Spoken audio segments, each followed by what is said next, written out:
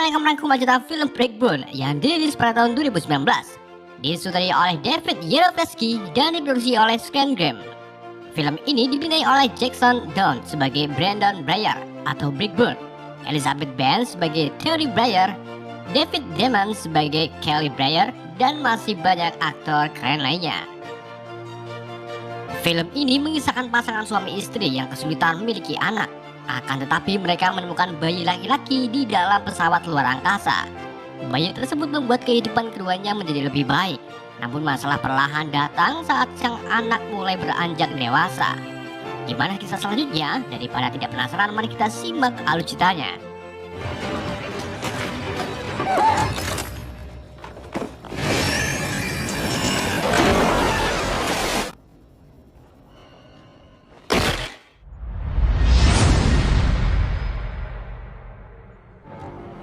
Film ini dibuka dengan Tori dan Kelly Breyer, sepasang suami istri yang menginginkan seorang anak. Hampir setiap malam mereka selalu melakukan proses pembuahan, namun hasilnya tak membuahkan hasil. Pada suatu malam saat mereka sedang akan melakukan pembuahan, Tori mendengar suara aneh. Tori pun mengamati suara tersebut yang mirip dengan suara jangkrik. Saat itu juga, tiba-tiba terjadi guncangan yang sangat kencang. Keduanya segera menuju ke arah jendela dan melihat sebuah pesawat luar angkasa berada di tengah ladang. Keduanya menuju ke pesawat tersebut dan menemukan bayi laki-laki. Karena mereka sangat menginginkan seorang anak, mereka pun akhirnya mengadopsi bayi tersebut yang diberi nama Brandon Breyer.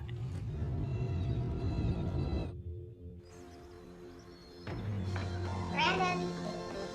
11 tahun kemudian, di suatu pagi, Tori terlihat sedang mencari Brandon untuk menyuruhnya berangkat sekolah. Tori menuju ke gudang dan menemukan Brandon yang secara tiba-tiba muncul dari balik gabah. Tori dan Kel terlihat sangat sayang kepada Brandon. Mereka sudah menganggap Brandon sebagai anak kandungnya. Walaupun sebenarnya mereka tahu kalau Brandon bukan berasal dari bumi. Brandon menjalani pagi harinya dengan bersekolah di SMP Tunas Bogor Gedang.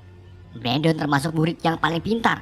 Ia mampu menjawab pertanyaan gurunya, padahal gurunya tak memberi pertanyaan kepada Brandon. Kepintaran Brandon membuat beberapa murid lainnya tak suka dengannya. Namun ada satu murid bernama Kathleen yang selalu membela Brandon saat Brandon diejek. Malam harinya saat Brandon tertidur dan Tori sedang melukis, Brandon tiba-tiba mengalami sawan. Brandon juga mendengar suara aneh yang terdengar seperti mengajak Brandon berbuat sesuatu. Brandon yang kemudian mengelindur. Ia keluar dari jendela lalu berjalan menuju ke gudang. Tori yang dari tadi melukis merasakan sesuatu yang tidak beres di dalam gudang. Tori pun menuju ke gudang untuk mengeceknya. Dan betapa terkejutnya Tori saat ia melihat Brandon sedang berusaha membuka pintu ruang bawah, di mana ruang bawah tersebut terdapat pesawat ruang angkasa yang Tori dan Kelly simpan. Di saat Tori memegang Brandon, Brandon langsung tersadar dan ia bingung kenapa dirinya berada di sini. Tori pun memeluknya lalu mengatakan, "Kamu sebenarnya lapar, nak." Pagi harinya, Brandon membantu ayahnya untuk berkebun. Kel lalu menyuruh Brandon untuk memotong rumput, sedangkan dirinya akan pergi ke apotik untuk membeli bibit jagung. Brandon mulai menyalakan mesin pemotong rumput, namun mesin tersebut tak kunjung menyala. Brandon pun kesal lalu melempar mesin pemotong rumput tersebut. Brandon kaget karena mesin pemotong terlempar sangat jauh. Brandon kemudian mengambil mesin pemotong dan melihat pisau berputar dengan kencang. Brandon dengan santunya memasukkan tangannya ke arah pisau. Seketika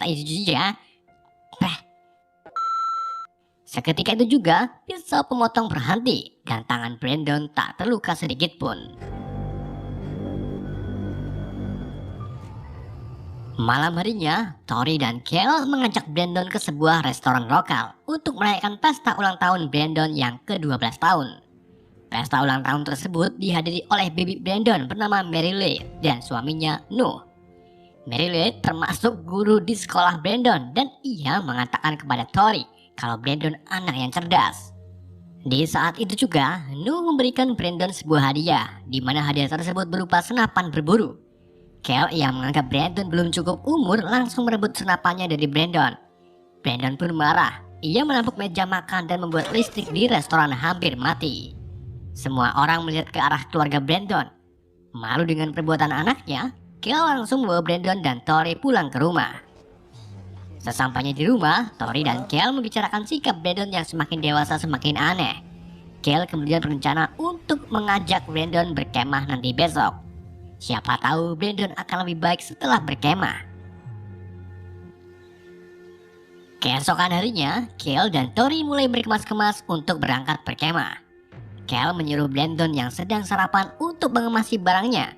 Akan tetapi Brandon tak memperdulikan Kel. Kel mendekati Brandon. Ia terkejut saat melihat Brandon mengunyah garpu sambil ngelamun. Setelah itu, Kel menemui Tori yang sedang berkemas-kemas di kamar Brandon. Di sini mereka menemukan gambar-gambar iklan pakaian dalam wanita di bawah kasur Brandon. Tak cuma itu, mereka juga menemukan foto-foto organ dalam manusia. Hal tersebut membuat keduanya khawatir dengan Brandon. Singkat cerita, mereka sampai di sebuah hutan untuk berkemah. Kel dan Brandon terlihat sedang berburu.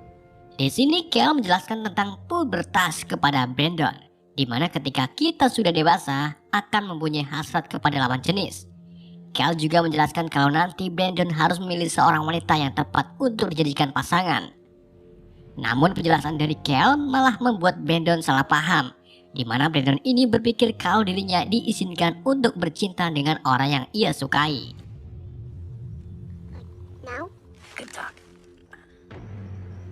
Malam harinya, Tori menemukan Brandon tak ada di dalam tenda. Tori pun keluar untuk mencari Brandon. Ternyata Brandon sedang mengutip Kathleen sambil menakutinya dengan memutar lagu rock di laptop Kathleen.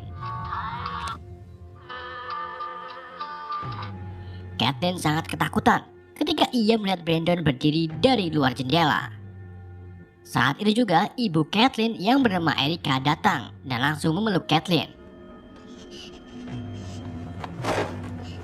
Kathleen mengatakan kalau Brandon Breyer mengutipnya dari luar jendela.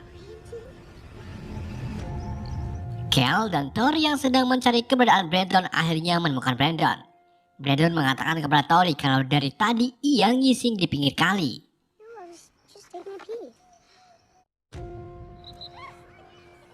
Keesokan harinya di sekolahan, Brandon terlihat sedang mengikuti pelajaran olahraga. Mereka disuruh pak gurunya untuk berlatih jatuh kepercayaan. Di saat giliran Brandon, Kathleen terlihat jijik melihatnya. Alhasil Kathleen pun tak menangkap Brandon saat Brandon menjatuhkan tubuhnya ke Kathleen. Brandon ditertawakan oleh teman-temannya. Gak cuma itu, Kathleen juga menyebut Brandon kalau Brandon seorang cabul. Hal tersebut membuat Brandon marah. Pak guru kemudian meminta Kathleen untuk menjulurkan tangannya ke Brandon. Akan tetapi Brandon malah meremas tangan Kathleen hingga tulang jari-jarinya remuk.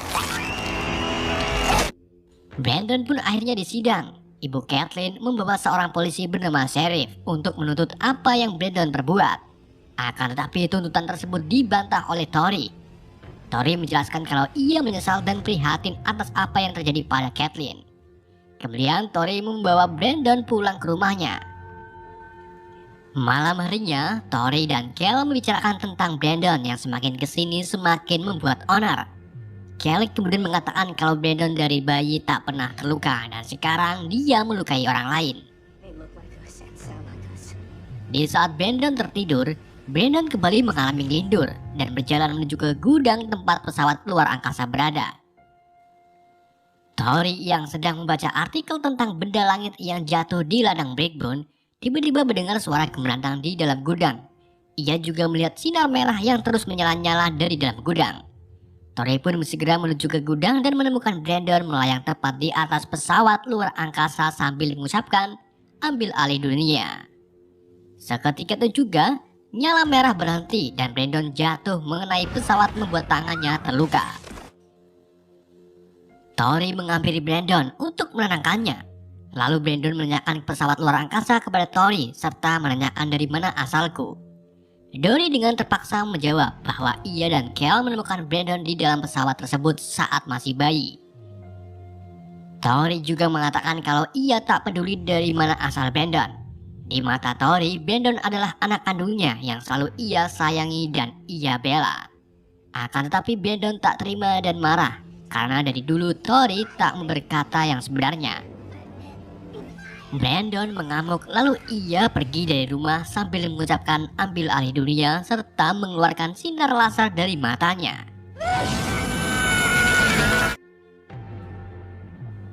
Brandon menemui Kathleen di dalam kamarnya. Tujuan Brandon kesini untuk meminta maaf kepada Kathleen. Lalu Kathleen mengatakan kalau ibunya melarang Kathleen untuk berbicara dengan Brandon. Brandon menjawabnya tak perlu khawatir soal itu, aku akan mengurusnya. Brandon kemudian pergi dan meletakkan centangkai bunga untuk Kathleen. Di sisi lain, Erika, ibu Kathleen yang baru saja menutup restoran, tiba-tiba merasakan sesuatu yang tidak beres. Erika kemudian melihat ratusan gambar misterius di kaca jendela. Seketika itu juga, lampu di atas Erika pecah, tapi hanya mengenai muka dan mata Erika. Kemudian Erika merasakan ada seseorang yang bolak-balik di belakangnya. Erika pun langsung panik bahagia. Ia segera bersembunyi di dalam dapur. Tiba-tiba pintu dapur seperti ada yang membakarnya. Setelah itu pintu tersebut terbuka dan ternyata itu ulah Brandon. Erika menutup mata yang terluka dan menemukan Brandon berdiri di balik pintu sambil memakai topengnya. Seketika itu juga Brandon terbang menabrak Erika.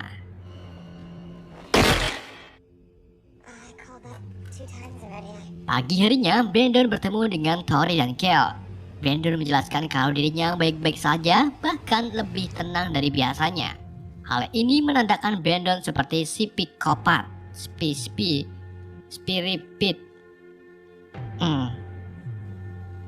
Hal ini menandakan Brandon seperti seorang psikopat, karena setelah membunuh perasaannya akan menjadi tenang. Di restoran, polisi terlihat sedang menyelidiki tentang hilangnya Erika. Di sini, Sheriff menemukan sebuah gambar misterius di kaca jendela. Namun, Sheriff belum tahu siapa yang menggambarnya. Merrilee, yang juga seorang buruh BK, mencoba berbicara dengan Brandon tentang perbuatan Brandon yang sebelumnya melukai Kathleen. Merrilee mengatakan kalau ia akan melaporkan kepada polisi dan Brandon diminta untuk menerangkan perbuatannya kepada polisi. Malam harinya di sebuah bar, Kel membicarakan Brandon kepada teman-temannya. Salah satunya mengatakan kalau Brandon adalah monster karena bisa menemukan tangan Kathleen hanya dengan sekali genggaman. Saat itu juga, Nuh pamit untuk pulang kepada Kel. Sedangkan di rumah Nuh, Brandon menemui Merrilee, membuat Merrilee bingung. Brandon kemudian mengatakan kalau Merrilee tak boleh melapor ke polisi karena itu tak baik untuk dirinya. Mary menjawabnya kalau itu sudah menjadi tugasnya sebagai guru BK. Merrilee langsung menyuruh Brandon pulang lalu menutup pintunya. Namun beberapa saat kemudian Brandon mengusik Merrilee. Brandon juga diam-diam menyelinap ke rumah Merrilee. Di saat Merrilee tertidur, Nuh datang. Ia pergi ke kamar mandi untuk sikat gigi. Saat itu juga Nuh melihat sesuatu di balik lemari. Nuh membuka lemari tersebut dan menemukan Brandon berdiri di dalamnya sambil memakai topeng. Kesal dengan perbuatan Brandon, Nuh pun membawa Brandon keluar lalu menyuruhnya untuk masuk ke dalam mobil. Nuh mengatakan kalau ia akan memberitahu orang tua Brandon. Saat Nuh akan mengemudi lewat samping, ia menemukan Brandon malah diam berdiri di samping mobil. Nuh pun kembali memaksa Brandon, namun Brandon malah menyerang Nuh hingga terpental. Mengetahui Brandon sudah tidak waras, Nuh pun langsung tancap gas menuju ke rumah Kel untuk memberitahu perbuatan Brandon. Namun saat di perjalanan, Brandon meneror Nuh dengan mematikan mesin mobilnya. Brandon berdiri di depan mobil Nuh, kemudian ia menarik mobilnya ke atas.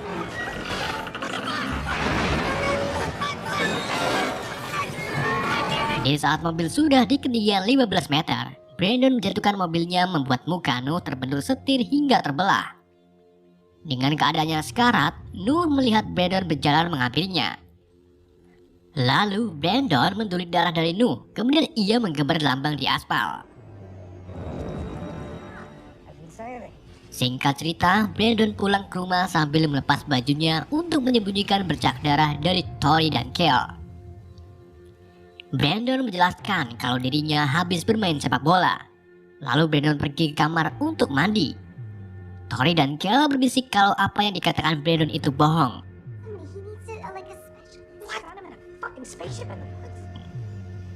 Di saat Kel tertidur, Kel mendapatkan mimpi buruk di mana mimpi tersebut memperlihatkan pertama kalinya Tori menemukan Brandon di dalam pesawat yang baru saja jatuh. Kel mendekati Tori yang penuh dengan darah, dan ia melihat mata Brandon yang masih bayi menyala merah. Ketika itu juga, Kel terbangun. Tori kemudian mendapatkan telepon dari Merle kalau Nuh baru saja meninggal dalam kecelakaan. Keduanya pun langsung menuju ke rumah sakit untuk menemui Merle. Setelah bertemu Merle, Merle mengatakan kalau Nuh meninggal dalam kecelakaan yang diduga kelalaian saat menyetir. Dan kebetulan sekali, pada saat itu Nuh sedang mabuk.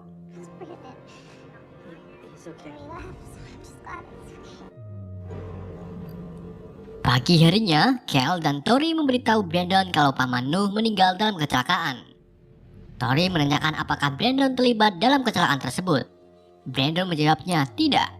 Kel kemudian membantah dan menuduh Brandon yang melakukannya. Brandon langsung pergi ke kamar untuk menghindari pertanyaan Tori. Akan tetapi Kel menahan Brandon yang pada akhirnya Brandon pun marah lalu mendorong Kel hingga terpendal mengenai lemari. Kel pun sekarang tahu kalau Brandon lah pelakunya. Kel langsung ke kamar Brandon untuk mencari baju yang sebelumnya disembunyikan Brandon. Kel akhirnya menemukan baju tersebut yang penuh dengan darah. Saat itu juga Brandon baru keluar dari kamar mandi. Kel menyembunyikan bajunya, kemudian ia menemui Tori, lalu menunjukkan baju Brandon yang penuh dengan darah. Kel menuduh Brandon kalau dialah yang membunuh Nuh. Akan tetapi Tori tak percaya karena bukti tersebut tak akurat.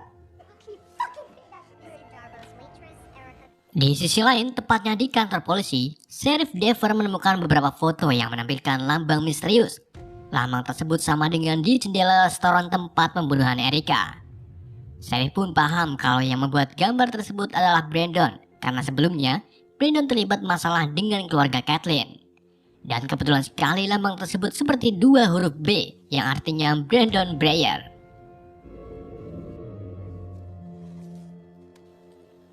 Malam harinya, Kel melihat-lihat kartu ulang tahun lamanya yang dibuat oleh Brandon. Kemudian Kel mencoba menghibur Tori dengan memberitahu kalau besok ia akan mengajak Brandon berburu.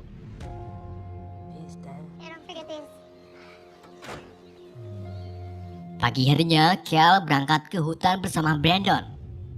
Beberapa saat setelah Kel dan Brandon pergi, Sheriff mendatangi rumah Tori. Setelah bertemu dengan Tori, Sheriff menunjukkan beberapa foto yang terdapat lambang misterius. Mungkin ada kaitannya dengan Brandon. Tori pun berpura-pura tidak tahu dan langsung menyuruh Sheriff pergi.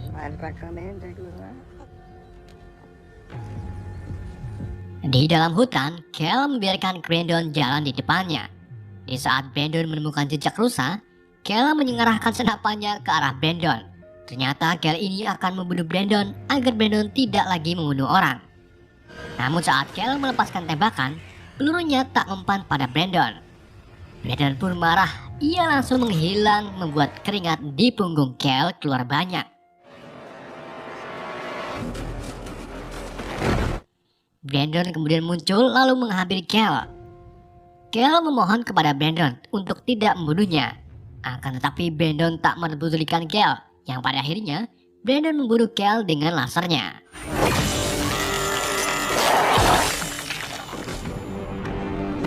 Di rumah, Tori menemukan gambar lambang yang baru saja diperlihatkan oleh Sheriff. Nggak cuma itu, Tori juga menemukan gambar kematian Erika dan Nuh, dan yang terakhir adalah Kel. Tori segera menelpon Kel, lalu mengatakan kalau yang dikatakannya benar, bahwa Brandon telah membunuh Nuh. Akan tetapi yang mengangkat telepon adalah Brandon itu sendiri. Tori menanyakan di mana ayahmu, lalu Brandon menjawabnya kalau ayah telah pergi. Brandon kemudian memberitahu Tori kalau dirinya ada di rumah. Tori pun mulai panik, ia langsung ke ruangan bawah. Brandon dengan amarahnya menyerang rumah Tori, membuat Tori berteriak kegirangan. Tori kemudian menelpon kantor polisi untuk segera datang ke rumahnya.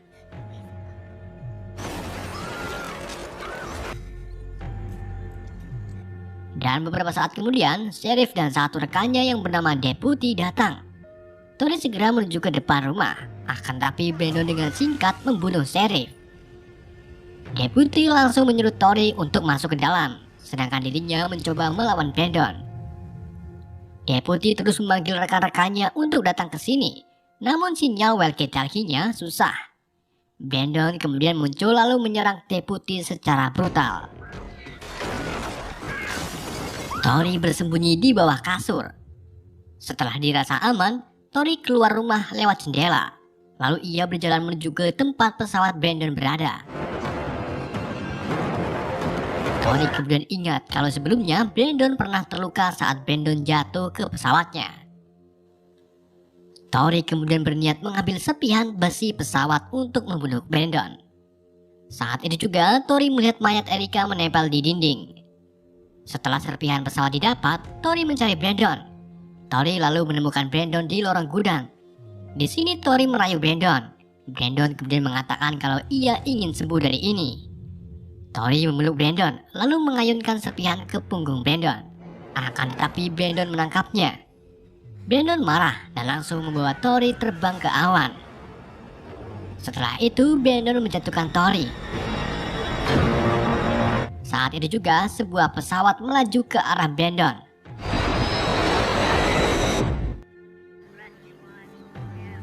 Pagi harinya berita menampilkan jatuhnya pesawat mengenai rumah keluarga Breyer. Semua penumpang tewas dan ditemukan mayat Kel serta Tori. Brandon terlihat duduk di mobil ambulan sambil memakan kue cucur dengan ekspresi polosnya.